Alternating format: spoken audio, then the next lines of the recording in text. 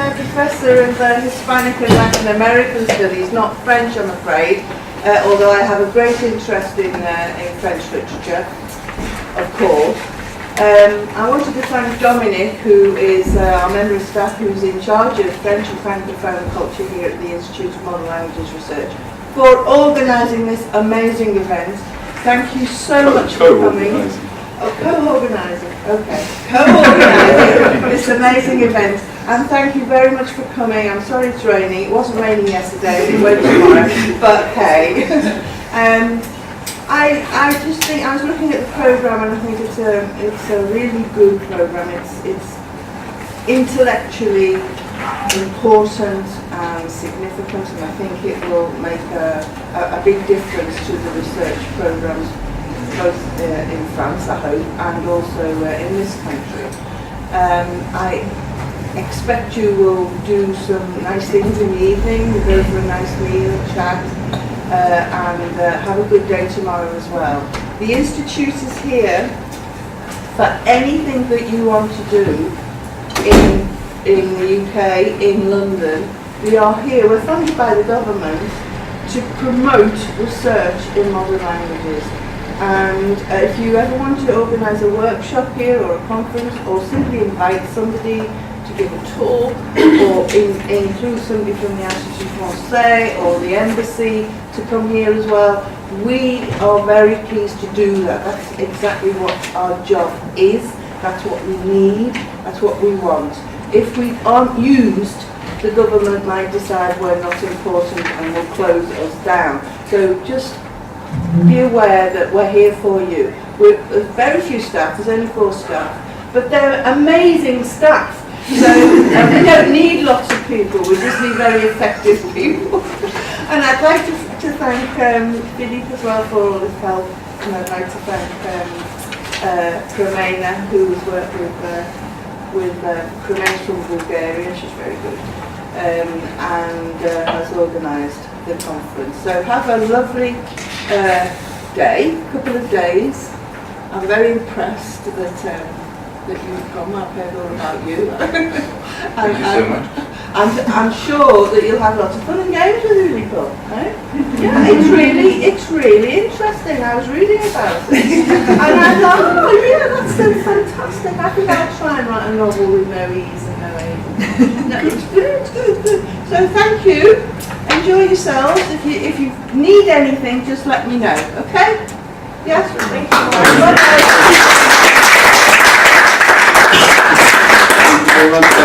Bonjour à toutes et à tous et bienvenue à l'école des études avancées. Nous sommes vraiment ravis de vous accueillir ici à Senate House pour un colloque qui s'annonce vraiment passionnant. Et je suis très heureux de constater que vous avez été si nombreux à répondre à l'appel de Londres, diffusé depuis Senate House, qui fut l'ancien ministère de l'information pendant la guerre et qui inspira George Orwell à écrire en 1984. Il suffit de lire les 3 premières phrases de 1984 et vous verrez la description du bâtiment de Senate House. Je me réjouis d'avance des échanges que nous aurons pour ces 2 jours et je vous promets que mon prologue sera très bref. Bon théâtreux, je sais même que tous les prologues sont trop longs. Simplement, il me revient tout de même de remercier certaines personnes sans qui ce colloque n'aurait pas pu avoir lieu, la directrice Catherine Davis, mais également les membres du comité organisateur, à savoir Philippe Poussin, Alain Wagner, Dominique Mauconduit, l'équipe du secrétariat de l'Institut de Modern Languages Research, à savoir Cremena, qui vous a envoyé des mails au soir de l'hôtel par exemple, mais aussi qui vous a fait choisir le menu de ce soir, me semble-t-il. Un grand merci à l'Université de Londres, à la Cassan Trust Foundation, aux universités de Poitiers, de Paris 3, à l'ANR également. Un grand merci à nos intervenants de ce soir. J'ai oublié quelqu'un peut-être? Paris 4 aussi. Nos intervenants de ce soir, messieurs Jacques Boulot et Olivier Salon, d'abord pour le texte que vous avez écrit, on a pris beaucoup de plaisir à lire, et d'autre part pour avoir répondu à notre invitation et d'être ici à Londres. Vraiment, ça nous fait chaud au cœur. Et enfin, merci à vous tous et à toutes pour vos communications qui seront, j'en doute pas, fort passionnantes. Et il nous a semblé vraiment intéressant d'organiser un colloque sur l'Oulipo et les Oulipiens ici au Royaume-Uni pour plusieurs raisons. Premièrement, parce que ça a déjà été fait. Il y avait un colloque qui s'intitulait Parcours Pérec, ici même à l'Université de Londres, qui a donné des actes qui ont été publiés aux presses universitaires de Londres, édité sous la direction de Muriel Rivière. Mireille Rivière, ici présent. Mireille. Nous sommes, vous allez redire la même chose. Plus récemment, en 2015, le regretté Michael Shangham a organisé un colloque intitulé Jacques Roubaud multiple à la LMFO. Il nous a semblé intéressant aussi d'organiser ce colloque parce que ça nous permet de célébrer à notre manière le 350e anniversaire du grand incendie de Londres qui avait lieu en mois de septembre. Et dernière raison que je vais donner, il me semble intéressant de montrer que la ville de Londres, les universités britanniques et celle-ci en particulier restent ouvertes sur le monde, sur l'Europe et maintenant en particulier en dépit du référendum. Et donc voilà, je vais aller m'asseoir et passer la parole à Alain Chapman qui va dire un mot au sujet de l'ANR et ensuite présider la première séquence.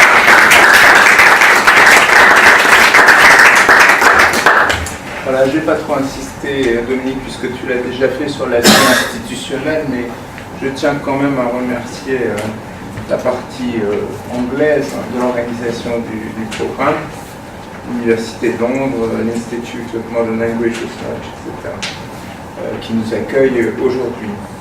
Alors, un petit mot sur l'ANR.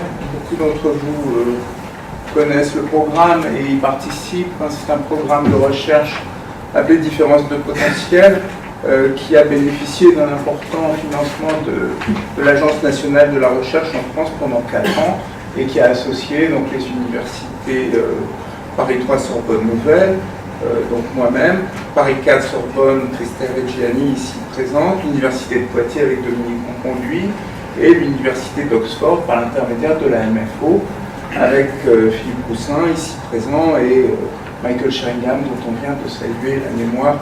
Merci de l'avoir fait, Dominique. Le programme a mobilisé une équipe internationale d'une 40aine de personnes, dont de nombreux enseignants américains et canadiens. On a certains parmi nous aujourd'hui. Il a donné lieu à de nombreuses manifestations. Je ne vais pas toutes vous les énumérer, mais je vous en donne quelques-unes. Le séminaire algorithme sur littérature et informatique à la Sorbonne Nouvelle, le colloque Jacques Jouet à Poitiers, le colloque Traduire les littératures à contrainte à Johns Hopkins University. On a publié plusieurs ouvrages collectifs où certains sont en préparation. Oulipo, mode d'emploi, bien sûr, les actes du colloque Jouet avec collaboration bien sûr de Marc Lafranc. Une exposition à la Bibliothèque nationale de France à l'Arsenal a été organisée, intitulée Oulipo, la littérature en jeu. Et puis, comme ça a été dit tout à l'heure, il y a eu une numérisation, une mise en ligne sur Galka des comptes rendus des séances de Oulipo à laquelle vous pouvez désormais avoir accès, ainsi qu'une transcription, un début de transcription d'une partie du corpus en TEI pour une utilisation plus approfondie. Alors, le colloque d'aujourd'hui, dont je dois dire qu'il n'était pas prévu au programme initial, est à la fois le colloque final et, si j'ose dire, le bouquet final du projet ANR. Il vient clore une série de manifestations qui se sont déroulées sur le sol anglais, à peu près une par an, si mes souvenirs sont bons. La journée d'ouverture du programme ANR à Oxford, c'était en 2013. Le colloque L'Oulipo et le monde anglo-saxon à la Maison française d'Oxford, c'était en 2014, si je ne m'abuse. En 2015, le colloque Jacques Roubaud multiple, également à la Maison française d'Oxford. Et puis donc ce dernier colloque sur l'Oulipo et la Seconde Guerre mondiale, cette année. Avec ce dernier colloque, nous revenons aux origines, en quelque sorte. L'idée était pour nous de tâcher de resituer plus précisément dans son origine historique, un groupe littéraire qu'on a si souvent accusé de formalisme, d'indifférence à l'histoire ou à la politique, alors que par ailleurs, l'ancrage de l'œuvre de Pérec dans la tourmente de la Seconde Guerre mondiale semblait être considéré comme une sorte d'exception.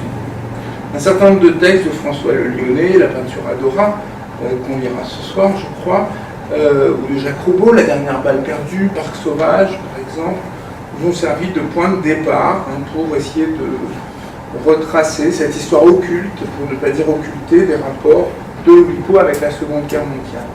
Dominique Monconduit, qui travaille par ailleurs depuis longtemps sur la littérature des camps, a depuis longtemps attiré notre attention sur cette dimension, disons, résistante des œuvres, dans tous les sens du terme. Voir par exemple la journée Pérec-Roubaud qu'il avait organisée à Poitiers, où il avait cueilli des témoins, et à laquelle je regrette encore de n'avoir pas pu assister. Je suis sûr que le colloque qui commence aujourd'hui nous apportera des éclairages inédits sur cette question.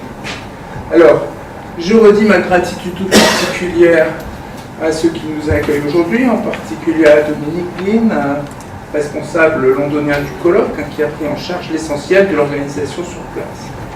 Notre jeune collègue a été, pour ainsi dire, le d'Artagnan de notre trio d'organisateurs. Vous savez que les trois mousquetaires sont quatre, en fait. Ou plus précisément, c'était pour les vieux bretteurs que nous sommes, Philippe, Dominique et moi, comme si le héros des trois mousquetaires s'était glissé par erreur dans 20 ans après, roman dont on sait par ailleurs quelle importance il avait pour Pérec. Je vous laisse poursuivre par vous-même l'identification des autres personnages, je ne risquerai pas. Malgré plusieurs tirages à la courte paille, personne n'a voulu endosser le rôle de Porthos. Alors je finis en remerciant tous les participants qui ont fait le voyage jusqu'à Londres aujourd'hui, qui viennent parfois de très loin. Je salue en particulier les ambassadeurs de l'Oulipo, Jacques Roubaud, dont nous avons bien regretté l'absence au colloque d'Oxford qui lui était consacré. Je crois qu'il a une petite préférence pour Londres. Et Olivier Salon, qui nous font l'honneur d'être parmi nous aujourd'hui. Je vous souhaite à tous un excellent colloque. Et donc, on va commencer la première session avec une intervention de Dominique Monconduit.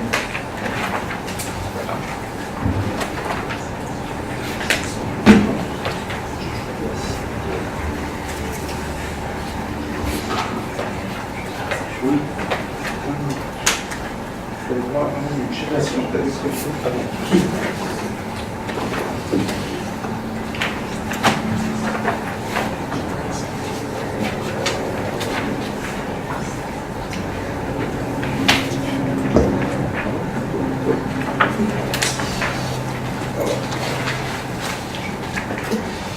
Bien, bonjour à tous.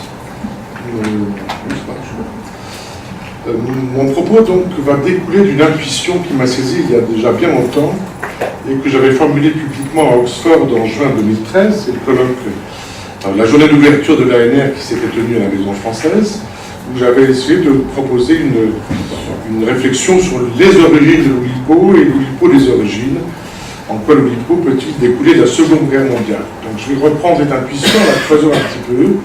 J'en profite pour saluer Philippe Poussin et la Maison Française d'Oxford. Je ne m'attarde pas à la rappeler, mais ça a été un partenaire décisif, je crois, pour nos activités. Je vais remercier également, bien sûr, Dominique Glynn pour son accueil, son organisation. Ça nous fait un joueur de plus dans le jeu, c'est parfait. Et puis, sérieusement, je suis particulièrement heureux que l'ANR d'Île-de-Pau trouve ici un aboutissement à la fois concret et symbolique, et du fait de la thématique du colloque, et parce qu'il est symboliquement fort, me semble-t-il, que celui-ci se tienne à Londres, cette terre de résistance dans les années 40. À vrai dire, cette intuition, c'est à Jacques Roubaud que je la dois, à certains égards. Il se trouve qu'on se connaît, j'ai l'honneur de connaître Jacques Roubaud depuis une vingtaine d'années, je l'ai beaucoup invité à Poitiers. J'ai grand plaisir à le saluer, je le remercie très vivement en mon nom propre d'être présent aujourd'hui, à notre nom à tous. C'est à la fois un plaisir et peut-être une difficulté pour lui, donc sachez qu'on est vraiment très heureux que vous soyez présents. Donc Jacques Roubaud, un jour, m'a quasiment mis dans les mains la peinture à Dora, il y a bien longtemps, en me disant « il faut que vous lisiez ça ». C'était une injonction, et je l'en remercie encore, donc j'ai lu et re-relu la peinture à Dora.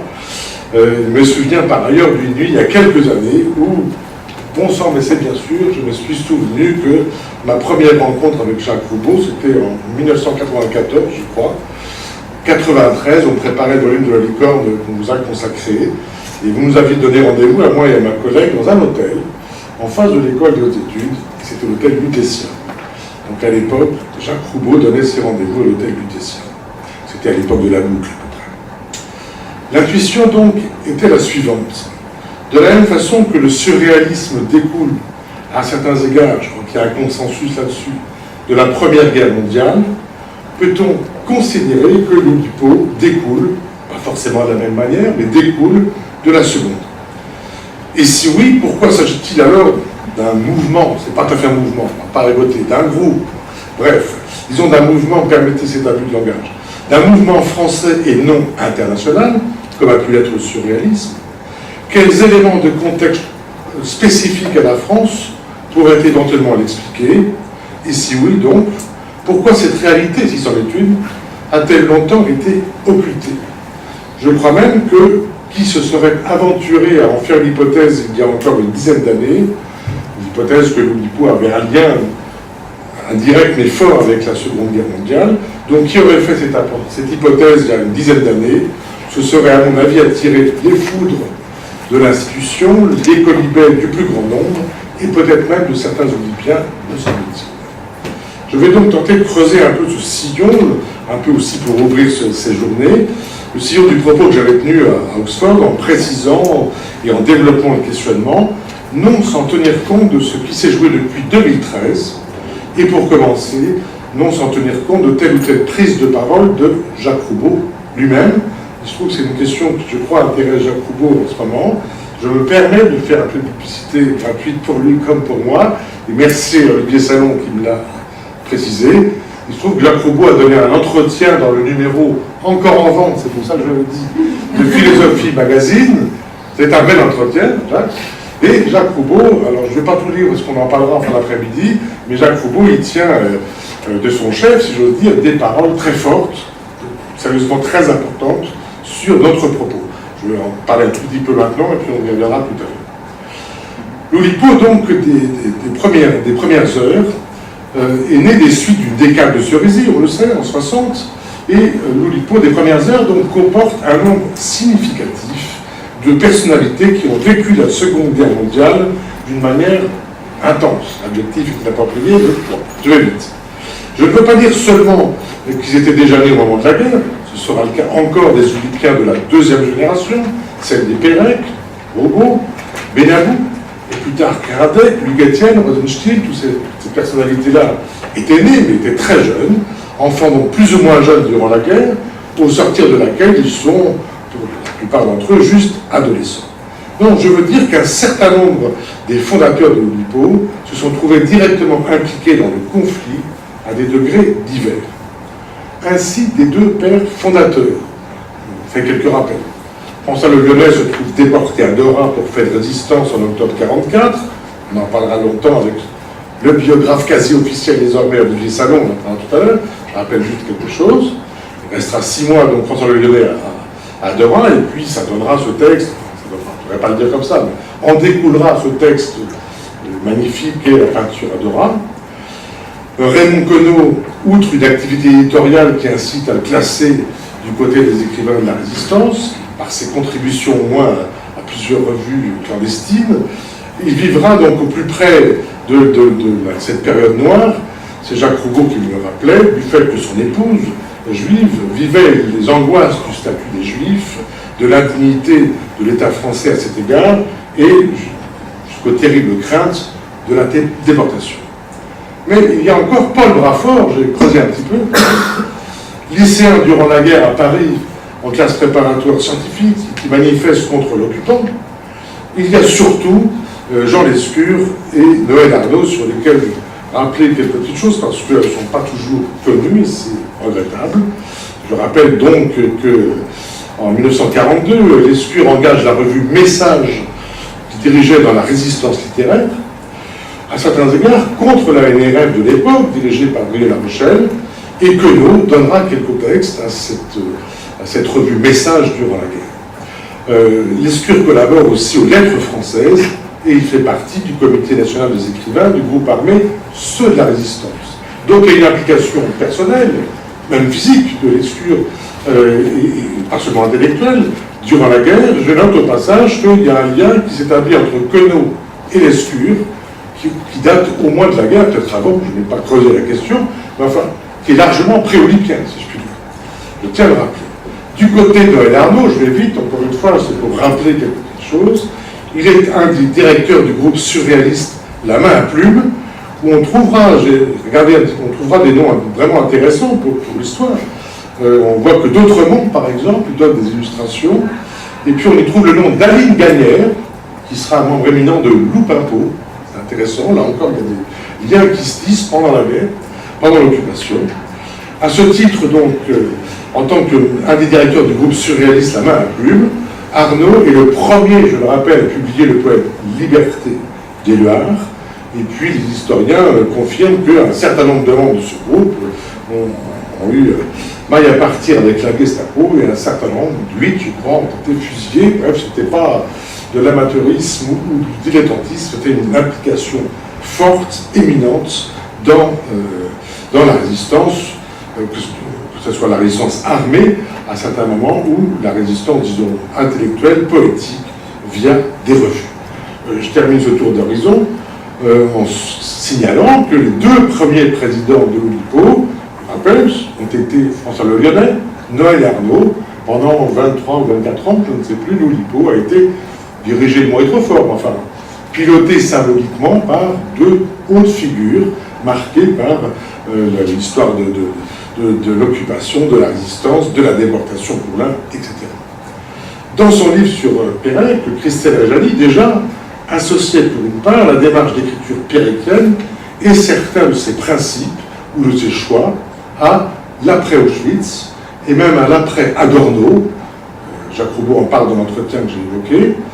Et Christelle proposait de lire l'œuvre péréquien en partie comme la réponse d'une victime indirecte de la Shoah et comme l'affirmation que oui, l'on peut encore écrire après Auschwitz. Mais il ne s'agissait là, à ses yeux, Christelle, que de Pérec, non vraiment de l'Oulipo en tant que tel, c'est pas une critique, son objet était Pérec, mais au fond, voilà, il y a des analyses qui se croisent.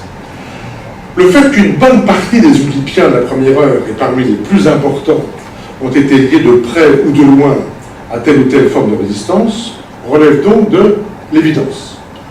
Il est important, à mon sens, de souligner qu'à cette évidence a dû constituer le ferment d'une complicité particulière entre les Oulipiens, complicité qui sans doute joue un rôle dans la manière dont ces Oulipiens-là vécurent l'Oulipo.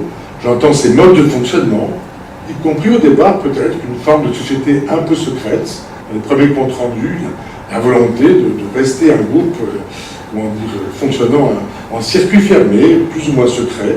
On peut peut-être y voir une trace de pratique d'une autre époque. Et pourtant, à cette évidence succèdent immédiatement deux questionnements au moins. En premier lieu, pourquoi l'Oulipo, si l'on peut effectivement le lire comme découlant de la Seconde Guerre mondiale, de ce point de vue-là, pourquoi l'Oulipo n'apparaît-il qu'en 1960 et pas en 1945 ou 1946 ? En deuxième lieu, pourquoi l'Oulipo lui-même n'a-t-il jamais, sinon revendiqué, du moins reconnu ce lien, sauf, me semble-t-il, un Jacques Roubaud, et de manière relativement récente. Et d'ailleurs, pourquoi le fait-il lui-même depuis une vingtaine d'années, et d'une manière de plus en plus insistante et claire? J'essaie de répondre succinctement à cette question pour orienter aussi nos débats sur 2 jours. Pour commencer donc sur la question de l'émergence de l'Oulipo en 1960, et pas plus tôt, pas se lancer dans les élucubrations, mais au moins rappeler bien sûr le jeu de circonstances, la décade de service, etc. J'aimerais cependant faire l'hypothèse que cela ne suffit pas et qu'on peut réfléchir au contexte au pluriel de cette fondation, au poids et aux enjeux possibles des contextes intellectuels, littéraires, voire politiques. Il y aurait, parenthèse, il y aurait à regarder de près, me semble-t-il aussi, les rapports des Oulipiens, ou certains d'entre eux avec le Parti communiste. François Le Lyonnais a été impliqué, enfin, impliqué, c'est pas le mot, impliqué au bon sens du terme, je ne sais pas comment le dire, dans le Parti communiste avant-guerre. Je ne crois pas qu'il l'ait été après. Mais en tout cas de cause, vous savez l'importance de ces appartenances, de ces références avant et après-guerre. Alors on peut ici, je crois, réfléchir à la pertinence ou non des énoncés suivants. Je les pose, on les discutera pendant les 2 jours, peut-être. À certains égards, l'Oulipo, je crois, se pense contre Sartre et l'existentialisme, plus largement. Alors peut-être contre est-il un mot trop fort, peut-être disons à côté de Sartre et de la façon dont il pense et pratique alors la littérature, la philosophie, l'écriture, par rapport à la rupture absolue qu'a constituée la Seconde Guerre, qu'il n'a pas vécu par ailleurs sur le même mode que Noël Arnaud ou François Leleuil. D'une certaine manière, l'Oulipo se serait engagé dans une voie qui laisserait de côté délibérément, peut-être de manière plus volontariste encore, tout ce qu'on a pu appeler à un moment la littérature engagée, par exemple. Deuxième chose, ça c'est bien connu, l'Oulipo se pense contre le nouveau roman, dont les principes paraissent l'éloigner de tout rapport à l'histoire. En dépit de Claude Simon, mais à l'époque, je parle de 60, c'était loin d'être une évidence, le lien entre Claude Simon et la guerre n'était pas encore apparu aussi clairement qu'aujourd'hui, je crois. Je renvoie ici à l'article fameux de Pérec sur Antenne, qui est aussi un texte de Pérec contre Roch Breguet, et il y a à l'époque des textes de Pérec, précisément sur les limites du nouveau roman. Troisième point, il me semble que l'Oulipo se pense encore, le mot est trop fort, contre Aragon, disons à côté d'Aragon.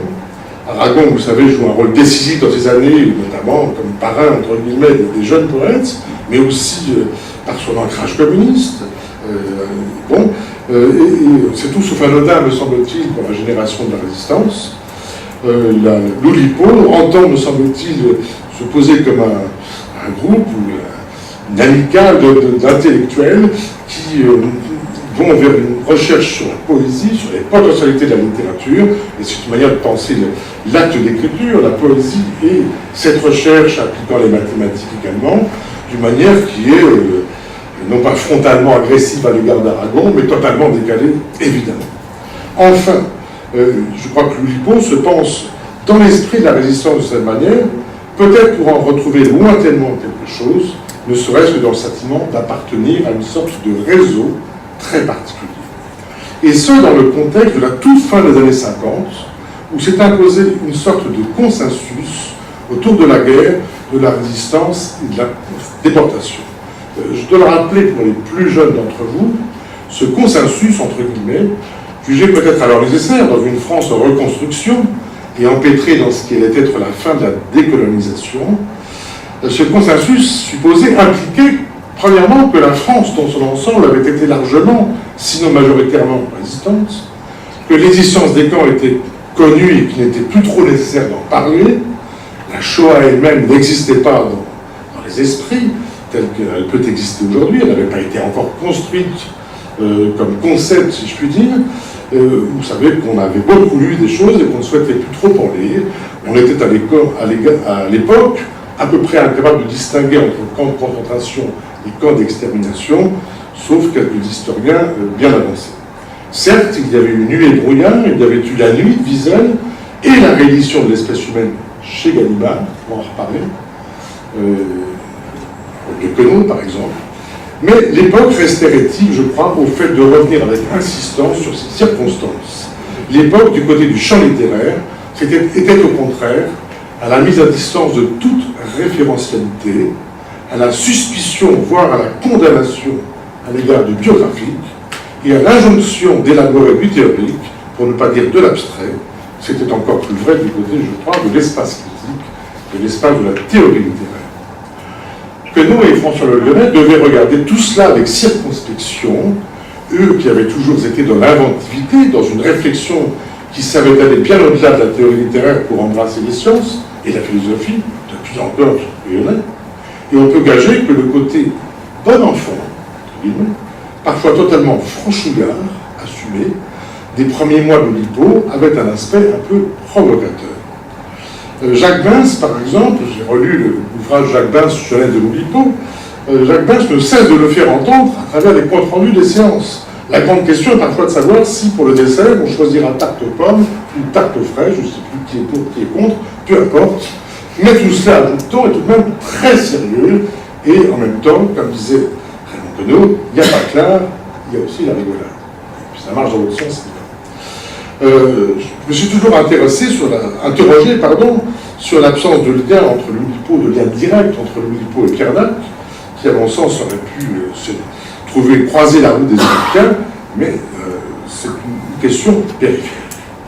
On peut donc imaginer le tout jeune Oulipo, à peine baptisé, revendiquer l'esprit de la résistance, ce qui était quasiment impossible, à mon avis, dans l'esprit du contexte.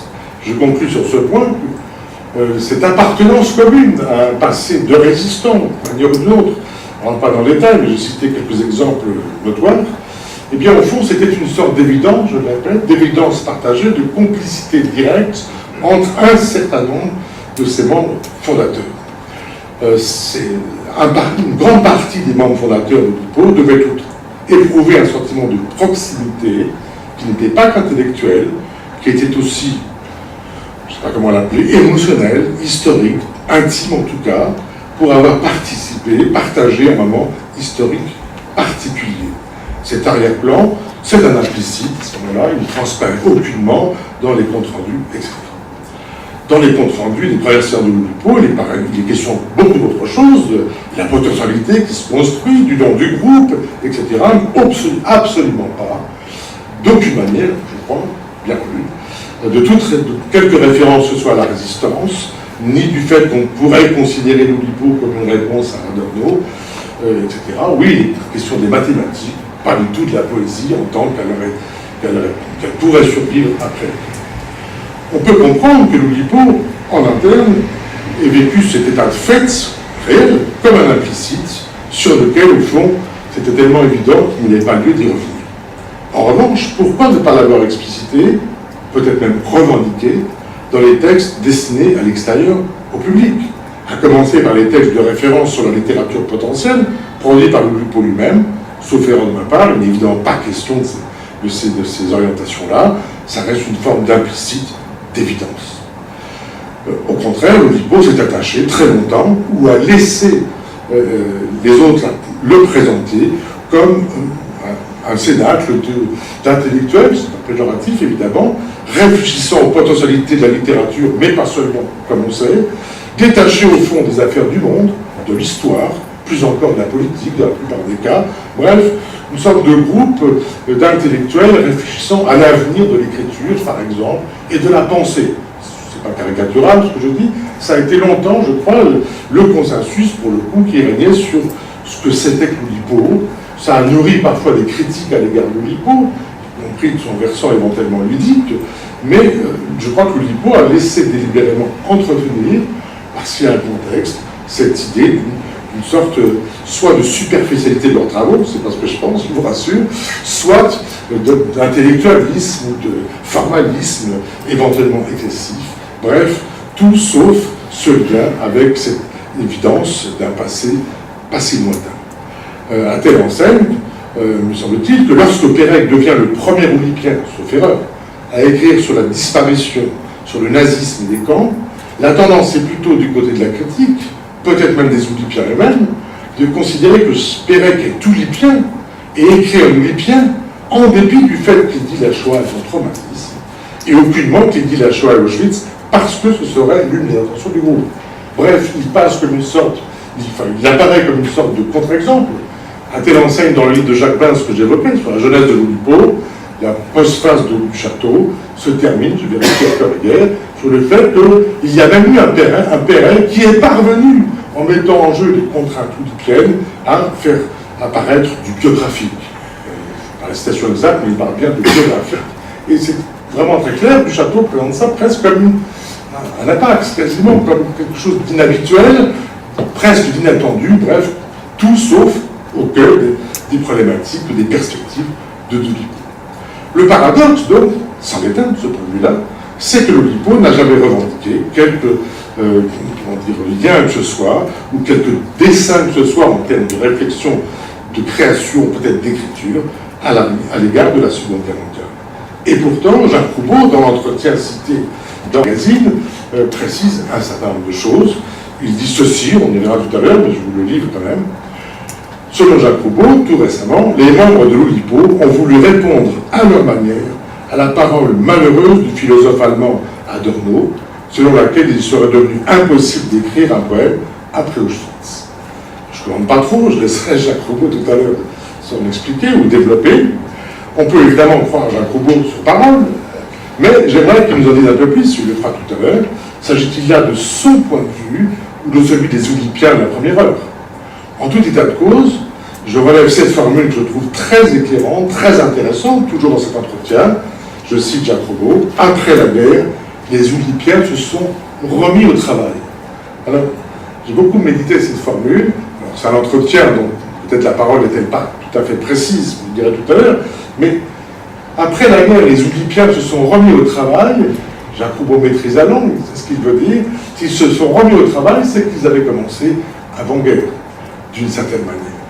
La formule, donc, est peut-être un peu abrupte, et pardon si je l'utilise de manière excessive, pardonnez Jacques, mais vous voyez que la formule, elle annonce quasiment, enfin implicitement, que l'Oulipien a préexisté, que l'Oulipo, pardon, a préexisté à la guerre. Il faut que je m'arrête bientôt.